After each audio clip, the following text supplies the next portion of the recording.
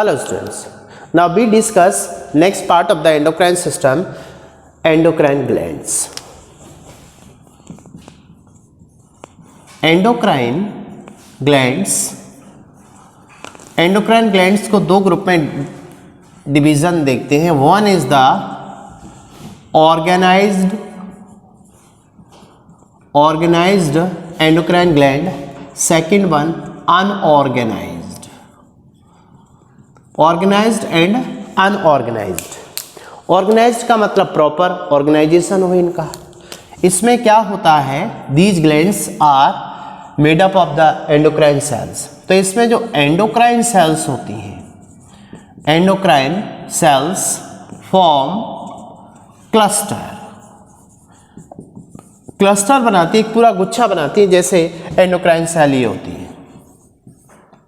तो इन सभी endocrine gland का क्या बनता है, एक cluster. So these are the organized endocrine gland. But इसमें क्लस्टर फॉर्मेशन नहीं होता. इसमें एंडोक्राइन जो सेल्स होती हैं आर स्कैटर्ड. इसमें स्कैटर्ड होती हैं, फैली रहती हैं इधर उधर. जैसे एक एंडोक्राइन ग्लैंड ये एक ही है, एक ही है, तो यहाँ पर क्या होगा, ये एक ग्लैंड बन गई. This one is the unorganised gland. Unorganised gland जो होती हैं, अनऑर्गेनाइज्ड वन इज द, इसमें देखते हैं पहला जैसे लिवर से बाइल जूस सीक्रेट होता है, secretion of the bile juice. दूसरा इसमें आता है हार्ट, इसमें इसे ANF एट्रियोनेटुरेटिक फैक्टर सीक्रेट होता है. And also kidney is the, इसको भी एंडोक्राइन ग्लैंड मानते हैं. तो किडनी से सीक्रेट होता है रेनिन सीक्रेशन होता है, राज सिस्टम का एक पार्ट है ये. दूसरा रीनल इरिथ्रोपोइटिक फैक्टर, इस बेस पे किडनी को एंडोक्राइन ग्लैंड कहते हैं अपन. दूसरा अब आता है इसमें मेन ऑर्गेनाइज्ड एंडोक्राइन सिस्टम. तो ऑर्गेनाइज्ड एंडोक्राइन सिस्टम में पहली ग्लैंड देखें तो इसमें देखिए कौन कौन से ग्लैंड होते हैं. One is the pineal gland, pineal body. दूसरा पिट्यूटरी बॉडी. ये जो पिट्यूटरी ग्लैंड है, पिट्यूटरी बॉडी, इसमें दो होती हैं, anterior pituitary and posterior pituitary. Third one is the, अब पिनियल पिट्यूटरी के बाद अपन आते हैं लोअर पार्ट में. तो आप NCERT में जो डायग्राम बना है उसमें देख सकते हैं. इसमें आती है next gland thyroid, neck region में. थायराइड के ही लिटरल लोब पर पोस्टीरियर साइड में होती है parathyroid. This one is the parathyroid.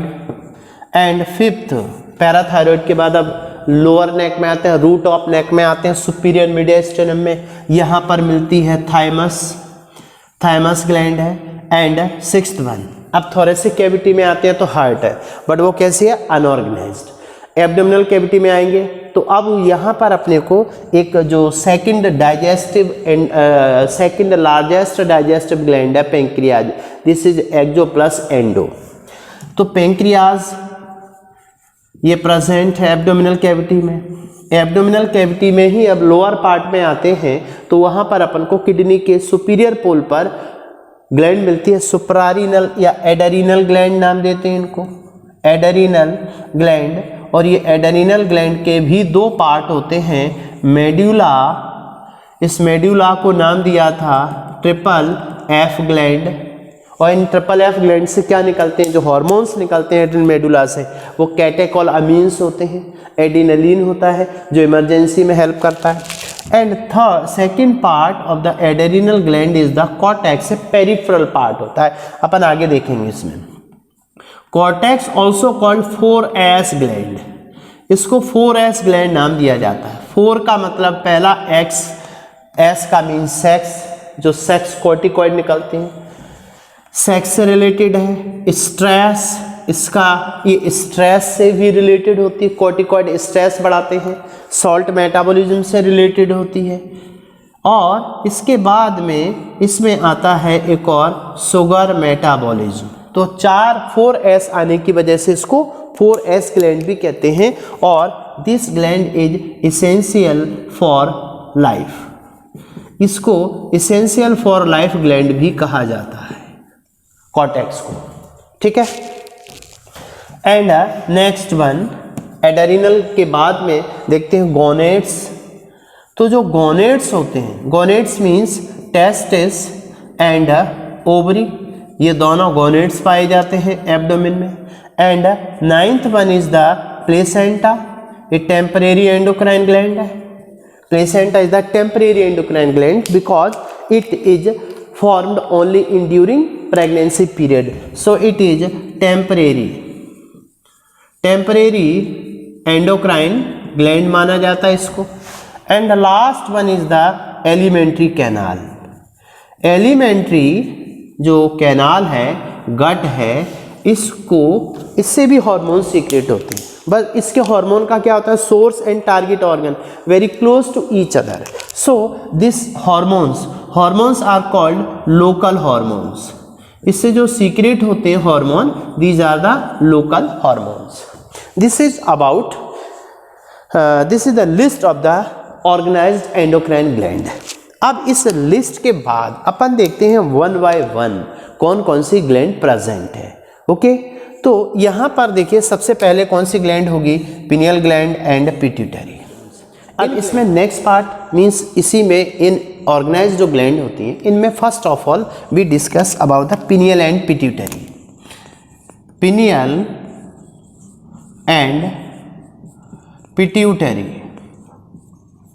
Gland, तो इन दोनों ग्लैंड में पहले देखते हैं लोकेशन इन दोनों ग्लैंड की कहाँ पर प्रेजेंट होती है, डायग्रामेटिकली रिप्रेजेंटेशन इनका क्या हो सकता है पिनियल एंड पिट्यूटरी का। तो डायग्राम के बेस पर सबसे पहले देखिए इसमें ग्लैंड का लोकेशन कहाँ क्या होगा। फर्स्ट जैसे मान के चले ब्रेन का पार्ट है, वन इज द, ये मान लीजिए कोई ह्यूमन है, इस ह्यूमन में ये इसकी बॉडी का एक पार्ट है और यहाँ पर ये मान लीजिए ये ह्यूमन बॉडी है कोई, ठीक है। इसमें इस बॉडी के साथ में इस ग्लैंड का रिलेशन क्या है, this is the upper jaw means ये पैलेट है, बक्कल कैविटी है, ये बोन है, यहाँ पर ये बोन आगे की बोन होती है इथमॉइड और ये वाली बोन होती है स्फीनॉइड। स्फीनॉइड बोन में एक ऐसा यहाँ पर गड्ढा होता है, ठीक है। देखिए आप ब्रेन के साथ में इन ग्लैंड का क्या रिलेशन है, ये सेरेब्रम, ये large part gyri and sulci, cerebrum, ठीक है। सेरेब्रम के बाद अब यहाँ आता है next part, this one is the, देखिए यहाँ पर सेरेब्रम है, ये सेकंड पार्ट आता है डाइनसेफेलॉन ऑफ द ब्रेन, और ये डाइनसेफेलॉन की वेंट्रल साइड है, डोर्सल साइड है। यहाँ से इटर अराइज होती है, मिड ब्रेन होता है, ये पोन्स होता है, पोन्स के बाद में ये मेडुला ऑब्लंगेटा है, ये सेरिबैलम है and this is the spinal cord. ये देखिए ब्रेन की बात कर रहे हैं अपन यहाँ पर। फॉर ब्रेन बेसिकली यहाँ तक फॉर ब्रेन है ये, इसमें गायरा एंड सल्काई प्रेजेंट होते हैं and this one is the diencephalon. Diencephalon is the, ये फॉर ब्रेन का पार्ट होता है, फॉर ब्रेन है ये। तो डाइनसेफेलॉन के अंदर की जो कैविटी है, this is the third ventricle V3, और इस V3 की सरफेस पर, डोर्सल सरफेस पर यहाँ प्रेजेंट होती है पिनियल और यहाँ प्रेजेंट होती है पिट्यूटरी। ये पिट्यूटरी इसमें प्रेजेंट होती है। अब आप देख सकते हैं पिट्यूटरी ग्लैंड इस इथमॉइड बोन में है। ये है एक्चुअल में, ये जो बोन है, दिस इज द बोन में जो गड्ढा है, सेला टरसिका और ऑफ इथमॉइड बोन और of sphenoid, sorry sphenoid bone. ये स्फीनॉइड बोन में एक डिप्रेशन है, इसके अंदर प्रेजेंट है ये ग्लैंड, ये वाली जो ग्लैंड है, this is the pineal body है और ये पिट्यूटरी है, पिट्यूटरी ग्लैंड यहाँ प्रेजेंट। ये ब्रेन का स्ट्रक्चर हुआ। इसको प्रैक्टिकली भी देख सकते हैं। देखिए थोड़ा सा आपको हेल्प यहाँ शायद इस डायग्राम से मिल जाए। ये स्कल है और स्कल में अपन देखते हैं ये जो है this is the cranial bone. इसको हटाते हैं अपन। ये देखिए क्रेनियल कैविटी, ये क्रेनियल कैविटी में ब्रेन रखा होगा और इस ब्रेन में अब आप देखिए ये नेजल पैसेज है। नेजल पैसेज में ये जो मेरी उंगलियां दिख रही है बोन टूट गई है, दिस इज द इथमॉइड। और इसके बाद ये जो नीचे वाला पार्ट है ये है स्फिनोइड है। स्फिनोइड में एक ग्रीन कलर का आप देख रहे होंगे गड्ढा सा है, this is the sella turcica. ये सेला टर्सिका होता है, इसमें प्रेजेंट होती है पिट्यूटरी ग्लैंड। अब अपन इस पोर्शन को यहाँ बाहर निकालते हैं डाइंसेफेलॉन को। तो डाइंसेफेलॉन को देखिए, डाइंसेफेलॉन अपन यहाँ बाहर निकाल के देखें तो इसमें क्या क्या स्ट्रक्चर प्रेजेंट होगा। ये डाइंसेफेलॉन की डोर्सल सरफेस है और ये डाइंसेफेलॉन की वेंट्रल सरफेस है। ओके, वेंट्रल सरफेस से अराइज होता है मीडियल इमिनेंस, फिर ये थोड़ा सा इलोंगेट होता है स्टॉक लाइक स्ट्रक्चर और इससे फिर ये पार्ट इसका डायलेट हो जाता है, this is the posterior pituitary. यहाँ पर प्रेजेंट होते हैं, ये प्रेजेंट है हाइपोथैलेमस के न्यूक्लियाइज ऑफ द हाइपोथैलेमस। ये थर्ड वेंट्रिकल है और इसकी डोर्सल सरफेस पर ये ग्लैंड है pineal body, this is pineal body. Pineal body also called epiphysis, ऊपर है इसलिए नाम बनता है epiphysis cerebri, this is called epiphysis cerebri. अब ये हाइपोथैलेमस है, हाइपोथैलेमस को अलग से डिटेल स्टडी करेंगे। हाइपोथैलेमस के बाद अब क्या होता है, इस हाइपोथैलेमस से कुछ ये नर्व फाइबर होते हैं इसकी, ये नर्व फाइबर पोस्टीरियर पिट्यूटरी तक जाते हैं ये यहाँ से निकल कर, और ये इनका ये फूला हुआ पार्ट होता है। तो ये जो स्ट्रक्चर है, this structure arise from the ventral surface of the diencephalon. Diencephalon की वेंट्रल साइड है या डोर्सल साइड है, डोर्सल वेंट्रल साइड से ये जो प्रोसेस निकला हुआ है थोड़ा dilated, that is called medial eminence. Medial eminence of tumefaciens. अभी इतना डिटेल मत याद रखो, थोड़ा सा प्रोसेस है, that is called medial eminence. ये सब मेडिकल के काम आने वाली बातें हैं बट बाद में। इसका ये जो स्टॉक लाइक स्ट्रक्चर है that is called infundibulum, and ये जो डायलेटेड एंड है this is called posterior pituitary. इसको पोस्टीरियर पिट्यूटरी नाम देते हैं, पोस्टीरियर पिट्यूटरी। और इसका एक नाम और आता है इस बेस पे, pars nervosa, that is called pars nervosa. तो pars nervosa and infundibulum and medial eminence, इन तीनों को मिला के नाम दिया जाता है neuro hypophysis. Neuro hypophysis develop from the floor of the V3। V3 का ये फ्लोर है, फ्लोर से अराइज होता है न्यूरो हाइपोफाइसिस, जिसके 3 पार्ट होते हैं। अब इसमें क्या होता है, इसी के साथ में कनेक्ट होती है पिट्यूटरी बॉडी। तो देखिए ये पिट्यूटरी ग्लैंड है, पिट्यूटरी ग्लैंड का ये पार्स इंटरमीडिया है, इसके बीच में एक थोड़ा सा क्लेफ्ट होता है, फिर ये एंटीरियर पिट्यूटरी वाला पार्ट है, ये this one is the anterior pituitary. यहाँ पर ये पिट्यूसाइट पाई जाती है जो हार्मोन सीक्रेट करती है, और इसका एंटीरियर वन पार्ट ये this is the pars ट्यूबरलिस।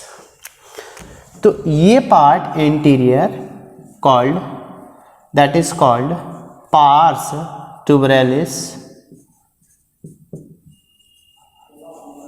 Parse tuberalis and anterior lobe means this is anterior pituitary, और एक नाम और है इसका pars distalis, anterior pituitary also called pars distalis, and this cleft is called interglandular cleft, gland के बीच में है तो नाम इसका आएगा इंटरग्लैंडुलर क्लेफ्ट, एंड लास्ट वन ये जो पार्ट है this is parse intermedia, parse intermedia, और इसी को बोलते हैं पार्स इंटरमिडिन, पार्स इंटरमिडिन। ये इतने सारे नाम हैं इसके। तो अब आप देखेंगे इसमें ये पूरा का पूरा structure, whole structure is called adenohypophysis, adenohypophysis. ठीक है, एडिनोहाइपोफाइसिस के बारे में कहा जाता है एडिनोहाइपोफाइसिस डेवलप फ्रॉम, ये डेवलप होता है, develop from roof of buccal cavity, roof of buccal cavity. चलो इसको अभी अपन डायग्राम से देखेंगे, उसमें देखते हैं। पहले तो इसके स्ट्रक्चर देखिए, एंटीरियर पिट्यूटरी, ये एंटीरियर पिट्यूटरी है, ये पोस्टीरियर पिट्यूटरी है, दोनों एंटीरियर पोस्टीरियर पिट्यूटरी का जो डेवलपमेंट है वो कहाँ से होता है वो देखिए। न्यूरोहाइपोफाइसिस, इसमें देखें ये develop from floor of V3, floor of V3 third ventricle. Diagram में देखिए ये फ्लो, ये डायंसेफेलॉन है पूरा, this whole structure is diencephalon, diencephalon की डोर्सल सरफेस है, वेंट्रल सरफेस है। V3 का जो फ्लोर है, थर्ड वेंट्रिकल का फ्लोर है, वहाँ से अराइज होती है, अराइज होता है पूरा न्यूरोहाइपोफाइसिस। न्यूरोहाइपोफाइसिस इसलिए नाम दिया क्योंकि ये ब्रेन का पार्ट है, डायंसेफेलॉन का पार्ट है। डायंसेफेलॉन की वेंट्रल साइड से देखिए, वेंट्रल साइड यूँ हुई तो यहाँ से ये पहले मीडियल इमिनेंस डेवलप होगा, वो बड़ा होकर के इन्फेंडिबुलम बनाएगा, उसका फूला हुआ पार्ट क्या कहलाएगा, posterior pituitary. This whole structure is called neurohypophysis. ये पूरा का पूरा न्यूरोहाइपोफाइसिस कहाँ से डेवलप हो रहा है, floor of the V3। But अब क्वेश्चन उठता है न्यूरोहाइपोफाइसिस से कहाँ से डेवलप होता है, ये डेवलप होता है, develop from roof of buccal cavity. अब रूफ ऑफ बक्कल कैविटी, या इसको एक और नाम दे सकते हैं, डेवलप फ्रॉम रतकीज पाउच, एक नया नाम रतकीज पाउच। ये रतकीज पाउच देखिए क्या होता है, कैसे पूरा स्ट्रक्चर डेवलप होता है। इसमें 3 स्ट्रक्चर होते हैं। इसका जो एंटीरियर पार्ट है, इस पाउच का एंटीरियर पार्ट, ये पाउच होगा। अब ये अपन डायग्राम देखते हैं, ये पाउच कैसे डेवलप होता होगा वो पोर्शन भी देखिए यहाँ पर।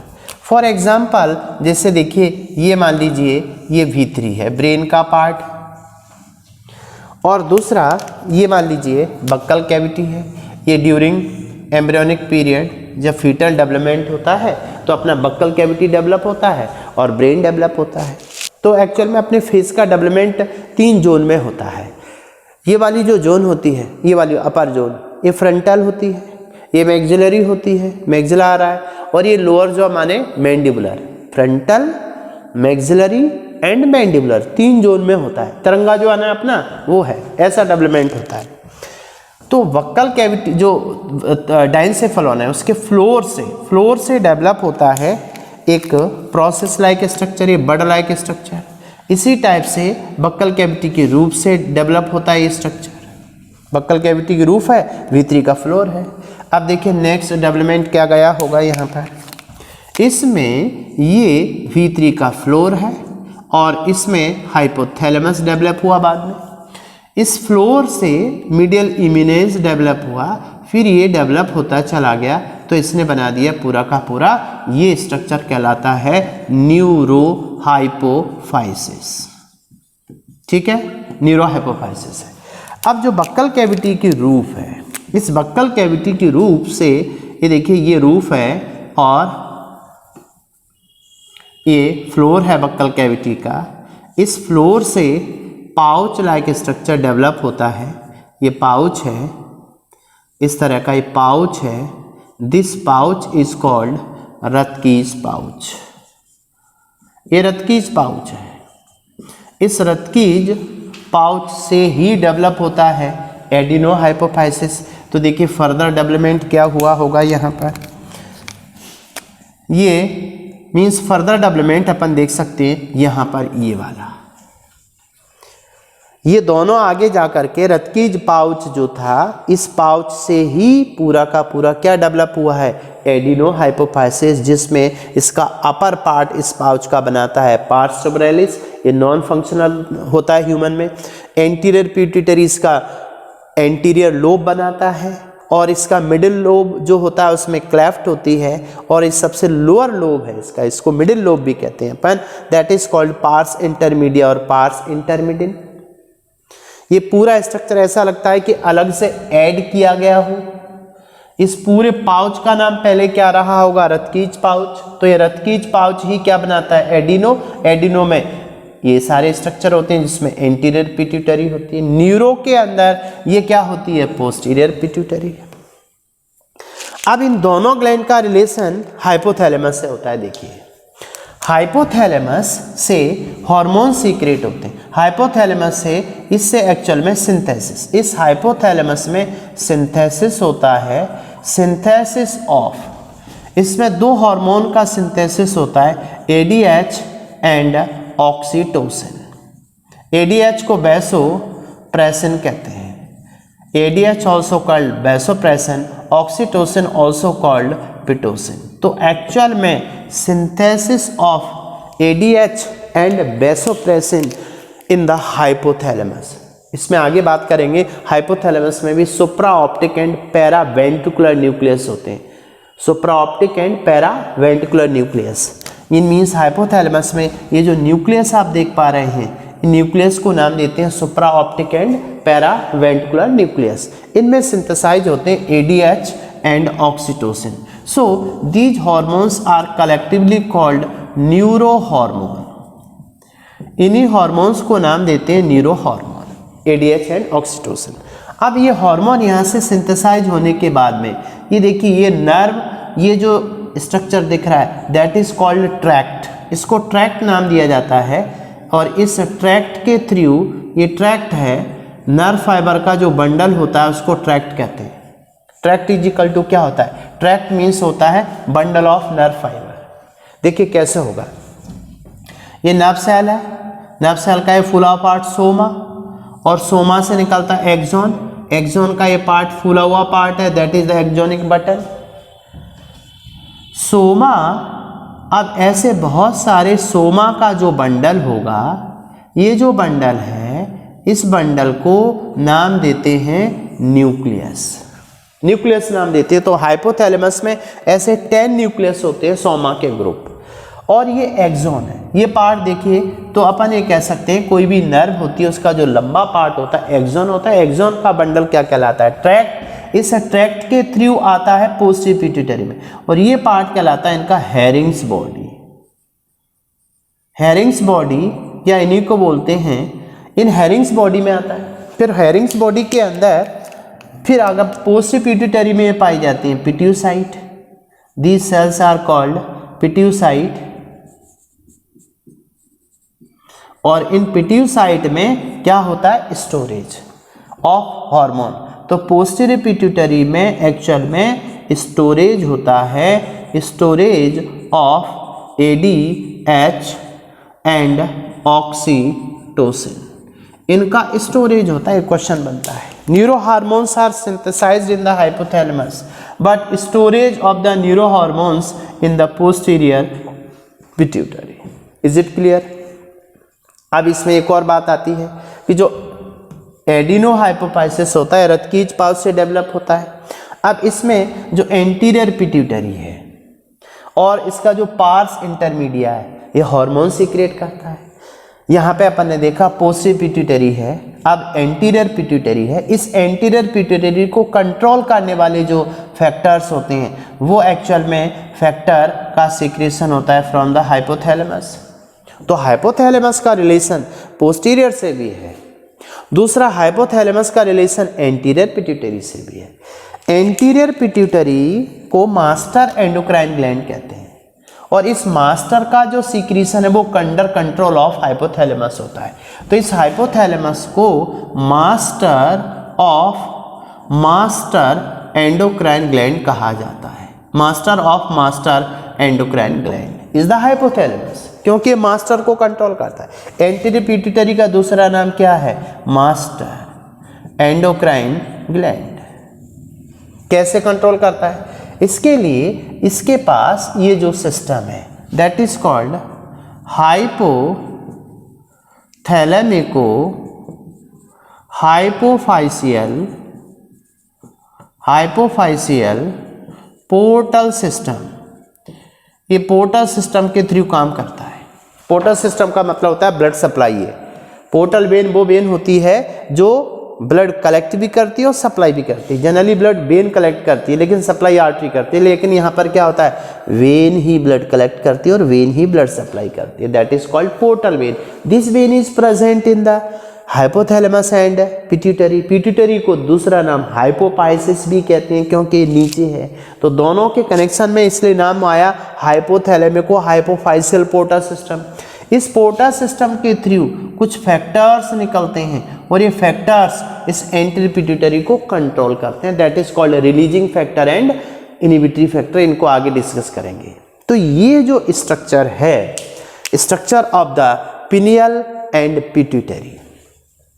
अब इसके बाद अपन देखते हैं वन बाय वन कि अपनी जो पिनियल क्या होती है, पिट्यूटरी ग्लैंड कैसे स्ट्रक्चर वाइज समझ में आ गया, इनका डेवलपमेंट आगे अपन डिस्कस करेंगे और इसी में आगे डिस्कस करते जाएंगे किस टाइप से इनके हार्मोन सीक्रेट होते हैं और उनका फंक्शन क्या होता है। ओके।